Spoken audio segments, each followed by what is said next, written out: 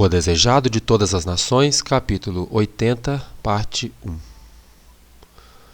Os eventos do dia da crucifixão viram uma nova testemunha da divindade de Cristo. Quando o Salvador pronunciou seu brado agonizante, outra voz se manifestou ali dizendo: verdadeiramente este era o Filho de Deus. Essas palavras não foram apenas sussurradas. Quem as teria pronunciado? Foi o centurião, o soldado romano.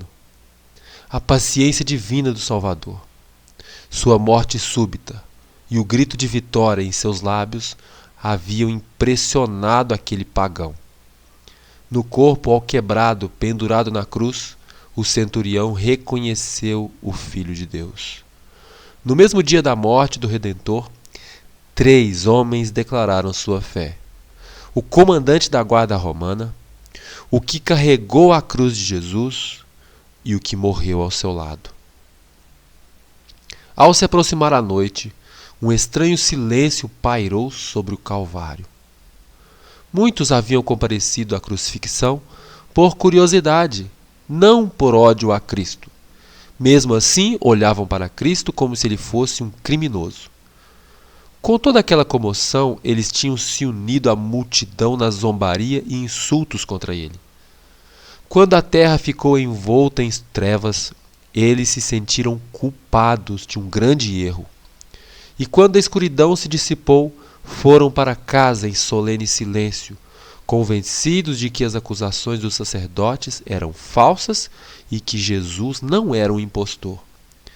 Poucas semanas mais tarde, quando Pedro pregou no dia de Pentecostes, essas pessoas estavam entre os milhares que se tornaram crentes em Cristo. Os líderes judeus não mudaram, nem seu ódio diminuiu. Eles haviam sentido o terremoto e estavam apreensivos.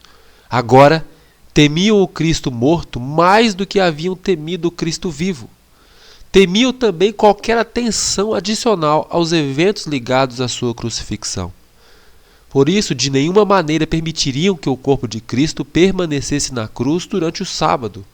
Assim, usando o sábado como pretexto, líderes judeus solicitaram que Pilatos apressasse a morte das vítimas e que removessem seus corpos antes do pôr do sol.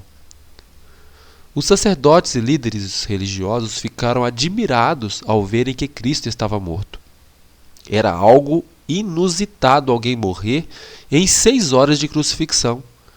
Os sacerdotes quiseram se certificar de que Jesus estava morto e sugeriram que um soldado ferisse o lado do Salvador com uma lança. E depois da ressurreição, os sacerdotes fizeram circular o relato de que Cristo não havia morrido na cruz, mas que meramente desmaiara, recobrando mais tarde os sentidos. Não foi a perfuração da lança, nem a dor da cruz que causaram a morte de Jesus. Aquele clamor pronunciado em alta voz no momento da morte e a corrente de sangue e água demonstram que ele morreu pela ruptura do coração. Seu coração foi partido pela angústia mental. Foi o pecado do mundo que o matou. Foi o meu pecado, foi o seu pecado que matou Jesus Cristo naquela cruz.